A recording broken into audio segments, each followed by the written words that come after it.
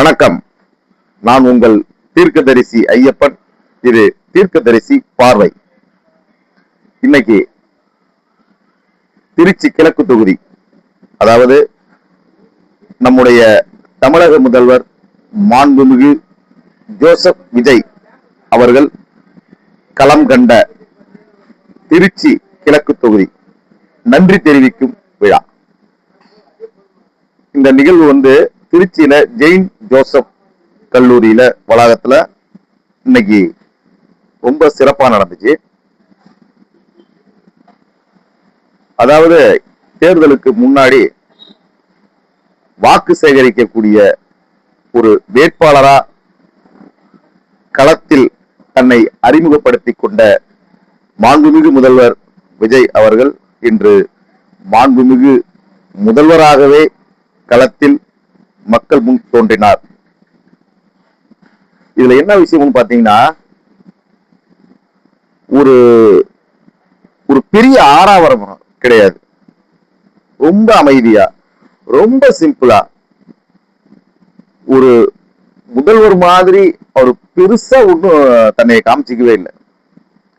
அது ஒரு இதுவரைக்கும் நம்ம பார்த்த முதல்வர்கள் பட்டியல்ல, இதுவரைக்கும் நம்ம பார்த்த முதல்வர்ல இது மாதிரி ஒரு எளிமையான ஒரு முதல்வரை நம்ம பார்த்திருக்கவே முடியாதுன்னு தான் எனக்கு தோணுது. அவருடைய செயல்பாடுகள், நடை, உடை, பாவனை, இதுல எல்லாமே அவர் ஒரு சக மனிதரா தான் மக்கள்கிட்ட அணுகிறதா இருக்கட்டும், அந்த மேடை பேச்சா இருக்கட்டும், எல்லாமே ரொம்ப சிம்பிளா தன்னை அவர் வெளியில காமிச்சுக்கிறாருங்கிறது எந்த மாற்று கருத்தும் இல்லை. அப்புறம் நம்ம இதுக்கு முன்னாடி பார்த்தோம்னா ரொம்ப பிரம்மாண்டமான அரசியல், பிரம்மாண்டமான முதல்வர்கள், பிரம்மாண்டமான அமைச்சர்கள், பிரம்மாண்டமான அமைச்சரவை, அப்படிதான் நம்ம பார்த்திருக்கிறோம். இதே போன ஆட்சியில பார்த்தோம், திமுக ஆட்சியில பார்த்தோம்னா ஒரு முதல்வர் கலந்துக்கிற ஒரு மேடையா இருக்கட்டும், ஒரு கூட்டமா இருக்கட்டும், எப்படி எவ்வளவு பெரிய செலவுகளை செஞ்சு எவ்வளவு பெரிய பந்தாவா அந்த நிகழ்வு அவங்க அரேஞ்ச் பண்ணுவாங்க. ஆனா ஒரு சிம்பிளா, அந்த எளிமையா வாக்கு சேகரிக்க போனா அதே வாகனம், அதே ஸ்டாண்டிங்கு, அதிகமான பேச்சு இல்ல, தன்னுடைய செயல்பாடுகளை எல்லாம் செயலாக தான் காமிப்போம், நாங்க பேசி பேசி நேரத்தை வீணடிக்க மாட்டோம், அதை அப்படியே கடைபிடிக்கிறாரு. பாருங்க, அழகா முதல்வர் மேல மக்களுக்கு முன்னாடி தோன்றாரு. அடுத்தடுத்து பேசுறவங்களுக்கு 2 நிமிடம் 3 நிமிடம் வாய்ப்பு கொடுக்குறாரு. அவங்க பேசுற வரைக்கும் அவரு நின்றுகிட்டே இருக்கிறாரு. ஒரு முதல்வருங்கிற ஒரு பந்தாவே இல்லாம நின்றுகிட்டே இருக்கிறாரு. கடைசியா பேச ஆரம்பிக்கிறாரு. இதுவரை பேசாத ஒரு எக்ஸ்ட்ராடினரியான ஒரு ஸ்பீச், ஒரு அருமையான ஸ்பீச், ஒரு அழகான ஸ்பீச். அது எந்த மாற்று கருத்துக்கும் வேலை கிடையாது. ரொம்ப அழகா, ரொம்ப தெளிவா சொல்றாரு.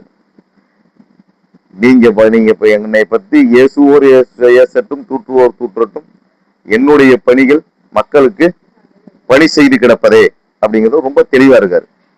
ரொம்ப அழகா திமுகவை ரொம்ப அழகா மென்மையா அட்டாக் பண்றாரு. அண்ணா திமுகவை மறுபடியுமே அவர் ஒரு பெருசா எடுத்துக்கவே இல்லை. அது காலியான ஒரு கூடாரம் அப்படின்னு அவருடைய பாணியில ரொம்ப அழகா அதை சொல்றாரு. அதே மாதிரி எதிரிகள் என்னை பத்தி விமர்சனம் பண்றவங்க பண்ணிக்கிட்டே இருக்கணும், விமர்சனத்தை எதிர்பார்க்கிற ஒரு நல்ல தலைவனுக்கு அழகு அந்த விமர்சனங்களை உள்வாங்கி முடிந்தவரை அந்த விமர்சனங்களுக்கு எதிர் திசையில் ஒரு நல்ல முடிவை எடுத்து அரசை நடத்துவதுதான் ஒரு நல்ல தலைவனுக்கு அழகு. அதை இவர்கிட்ட இயல்பாவே இருக்கிறதா நம்ம பார்க்க முடியுது. எப்படியோ இந்த கூட்டம் திருச்சி கிழக்கு தொகுதி மக்களுக்கு நன்றி தெரிவிக்கும் கூட்டத்தோடு கலந்து இடைத்தேர்தலில் வாக்கு சேகரிக்கும் கூட்டமாகவும் இந்த கூட்டத்தை மாற்றி இருந்தார். அவர் என்ன மாதிரி ஸ்பீச்சுங்க, ஒரு சரவெடி ஸ்பீச் மாதிரி இருந்துச்சு. உண்மையிலே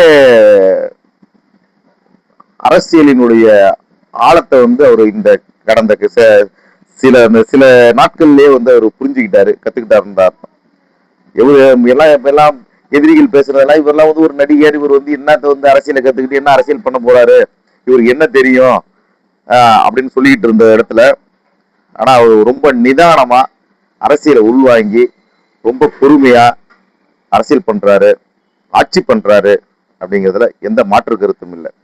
அதனால் நம்முடைய மாண்புமிகு முதல்வர் ஜோசப் விஜய் அவர்கள் தொடர்ந்து மக்கள் பணி ஆற்ற வேண்டும். இன்னும் பல தேர்தல்களில் தொடர் வெற்றியை பெற்று நிரந்தர முதல்வராக தமிழகத்தில் மிளிர வேண்டும் என்பது இந்த மக்களுடைய ஆசையோடு என்னுடைய ஆசையாகவும் வாழ்த்துகிறேன். விடைபெறுகிறேன். நன்றி, வணக்கம்.